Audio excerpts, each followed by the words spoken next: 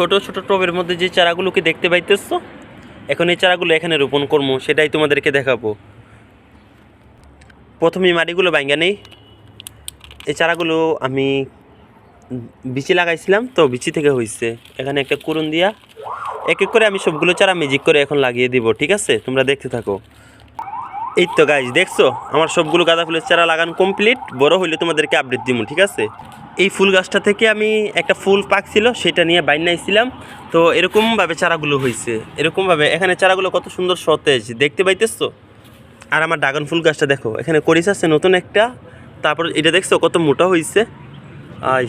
হ্যাঁ, এই যে এটা অনেক মোটা হয়েছে ড্রাগন ফুল গাছের করিটা।